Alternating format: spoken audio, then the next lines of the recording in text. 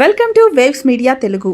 స్వర్ణ గ్రామం స్వర్ణ పంచాయతీలుగా మారినప్పటికీ శ్రీశైలం మండలంలోని పలు గ్రామ సచివాలయాల్లో ఇప్పటికీ పాత బోర్డులే కొనసాగుతున్నాయని గ్రామస్తులు ఆవేదన వ్యక్తం చేస్తున్నారు. ముఖ్యంగా శ్రీశైలం 4 గ్రామ సచివాలయంలో సేవలు సక్రమంగా అందడం లేదని, అధికారులు సిబ్బంది సమయానికి అందుబాటులో ఉండకపోవడంతో ప్రజలు ఇబ్బందులు ఎదుర్కొంటున్నారని ఆరోపిస్తున్నారు. సచివాలయ తలుపులు సమయానికి తెరుచుకోకపోవటం, పెన్షన్ పంపిణీ కూడా సక్రమంగా నిర్వహించకపోవడంతో వృద్ధులు, వికలాంగులు ప్రతి నెల సచివాలయం ముందు వేచి చూడాల్సిన పరిస్థితి నెలకొందని స్థానికులు చెబుతున్నారు. సచివాలయ సేవలు అందుబాటులో లేక ప్రైవేట్ నెట్ సెంటర్లను ఆశ్రయించి అదనపు ఖర్చులు భరించాల్సి వస్తోందని గ్రామ ప్రజలు వాపోతున్నారు.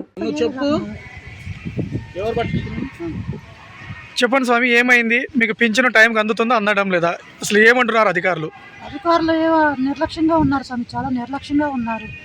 ఏంటంటే ఏం పట్టినట్టుగా ఉన్నారు. ఇప్పుడు ఒక సామాన్య మానవుడికే ఇట్లా జరిగింది, ప్లస్ దివ్యాంగుడు వెళ్తే కూడా సరిగా స్పందన లేదు. సరిగా ఏంటండి మా పేరు ఎక్కడ ఉంది, ఏంటి, ఎవరి దగ్గర ఉంది, ఏ క్లస్టర్లో ఉందంటే కూడా మాకు తెలియదు. వేరే సార్ దగ్గర ఉంది, వేరే మేడం దగ్గర ఉంది. ఇప్పుడు అందరూ దగ్గర తెలిస్తే మేము వెళ్ళే లెక్క అయితే నీ దగ్గరికి రావాల్సిన పని లేదు, నేను అడగాల్సిన పని లేదు. ఇప్పుడు మేము బ్లైండ్ పర్సన్ అన్న సంగతి తెలుసు కూడా నువ్వు ఒక నెలలో ఉన్న పర్సన్ని మళ్ళీ 2వ నెలలో వేరే మనిషికి మారుస్తున్నావు. ఎందుకు అలాగా? నీకు నా సంగతి తెలుసు కూడా నువ్వు క్లస్టర్ని ఎందుకు మారుస్తున్నావు? ఒకే క్లస్టర్లో ఎందుకు ఉంచట్లేదు?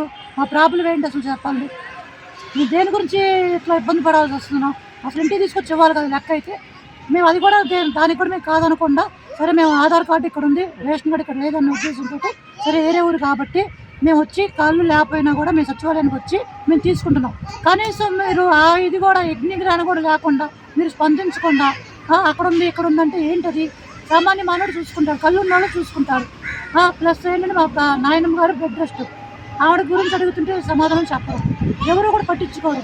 ఇది ఎంతవరకు వెళ్ళాలో ఏంటో మాకు అర్థం కావట్లేదు. మేమేం చేయలేని పరిస్థితిలో ఉన్నాం. మాకు కాబట్టి ఏదో ఒకటి న్యాయం చేయండి. మేము ఎవరిని తప్పు పట్టట్లేదు, ఎవరిని తప్పుగా మాట్లాడట్లేదు. మా బాధ మాకుంది. అందుకోసము మేము ఇట్లా చెప్తున్నాము. ఈ మీడియా పరంగా మాకు తగిన న్యాయం చేయమని అడుగుతున్నాము. ఏంటంటే మేము సచివాలయానికి వచ్చినప్పుడు ముందు నార్మల్ పర్సన్ కంటే ముందు బ్లైండ్ని ముందు చూసి పంపించాల్సింది పోయి, ఎక్కడైనా కూడా ఆర్టీసీ బస్సులో కూడా ముందు బస్సు ఎక్కడంలోనే డ్రైవర్ కానీ కండక్టర్ కానీ ఎమ్మటనే స్పందించి ముందు ఫ్రంట్ సీటు నాకు ఇస్తారు. అట్లాగే అన్ని ఆఫీసుల్లో కూడా ర్యాంపులు ఎందుకు ఏర్పాటు చేశారు? దివ్యాంగులు నడవలేని పరిస్థితిలో ఉంటారు కంటే ర్యాంపుల ద్వారా వెళ్తారన్న ఉద్దేశం ఉండదండి. మరి ఇది వాళ్ళకి తెలియదా? ఎక్కడికి వెళ్ళినా కూడా మాకు ఫస్ట్ ప్రిఫరెన్స్ మాకు ఇస్తారు. మరి వీళ్ళు ఎందుకు ఇక్కడ అర్థం చేసుకోలేకపోతున్నారు? వీళ్ళకి అవగాహన లేదా? వీళ్ళేం చదువుకోలేదా? చదువుకుంటేనే కదా ఉద్యోగాలు వచ్చింది. ఉద్యోగం వచ్చినప్పుడు అన్నీ కూడా గైడెన్స్ ఇస్తారు కదా, ఎవరికి ఎట్లా డీల్ చేయాలి ఏంటనేది మరి వాళ్ళు అర్థం చేసుకోవాలా. కాబట్టి ఈ మీడియా పూర్వకంగా మేము తెలియజేసింది ఏంటంటే, ముందు దివ్యాంగులకి ప్రిఫరెన్స్ ఇవ్వండి, దివ్యాంగులకి మీరు అందుబాటులో ఉండండి, దివ్యాంగులకి మీరు తగిన న్యాయం చేస్తే మీకు అంతా కూడా బాగుంటుందని చెప్పేసి ఈ మీడియా పూర్వకంగా తెలియజేసుకున్నాం. మీరు సచివాలయంకి మరి ఒక్క నెలలోనే మీరు ఇట్లా ఇబ్బంది పడుతున్నారా? ప్రతి నెల కూడా ఇబ్బంది పడుతుంది సార్. చెప్తున్నా కదా, ఉన్న ప్రాబ్లం ఏంటంటే మాకు రేషన్ కార్డు ఇచ్చేవాడు సార్, మాకు ఆధార్ కార్డు ఒకటే ఇక్కడ ఉంది. ఆ ఉద్దేశం మీద మేము ఎవరిని ఇబ్బంది పెట్టకూడదని చెప్పేసి సరే మేము వస్తామని చెప్పేసి అన్నాము. మేము వస్తామని చెప్పినప్పుడు కూడా క్లస్టర్ని మారుస్తున్నారు. ప్రతి నెల కూడా ఇవాళన్న క్లస్టర్ మళ్ళీ నెక్స్ట్ మంత్ ఉంటలేదు. నెక్స్ట్ మంత్ సచివాలయం ఇప్పుడు అక్కడికి వెళ్ళినప్పుడు వాళ్ళు ఎలాంటి మీకు సమాధానం ఇస్తున్నారు? అసలు ఏది కూడా లెక్కరేస్గా చెప్తారు సార్ సమాధానము. అక్కడికి వెళ్ళండి, ఇక్కడికి వెళ్ళండి అండి, ఆ టేబుల్ దగ్గరికి వెళ్ళండి, ఈ టేబుల్ దగ్గరికి వెళ్ళండి. కనీసం ఒకసారి దగ్గరికి వచ్చినప్పుడు సార్ ఇట్లా ఉంది పరిస్థితి అంటే ఆ సారు చర్య తీసుకొని, అమ్మ మరి బ్లైండ్ పర్సన్ కదా, మరి ఇతను మీరు ఎక్కడ చూడండి అని చెప్పేసి ఎవరైనా చెప్తారంటే ఎవరికి వాళ్ళే మాకెందుకు అన్నట్టుగా ఉన్నారు. అదే నార్మల్ పర్సన్స్ వెళ్ళి కూర్చుంటే మాత్రం వాళ్ళు కూర్చోబెడతారు, వాళ్ళు ముందు టేస్ట్ చేస్తారు. మరి దివ్యాంగులు ఏం చేశారు చెప్పండి? దివ్యాంగులు ఉన్నతనండి మాట్లాడతారనే దివ్యాంగులు పనికిరారా? మేము చదువుకున్నాం సార్, మాకు లోక జ్ఞానం ఉంది, కానీ మేమేమీ మాట్లాడకుండా, ఎందుకంటే వాళ్ళ అధికారులు మనం సామాన్య మానవులము అని ఒక రెస్పెక్ట్ మనం ఇస్తున్నాం, కానీ వాళ్ళు అది కాపాడుకోలేకపోతున్నాం. అది వెళ్ళినప్పుడు ఏ విషయంలో వెళ్ళినప్పుడు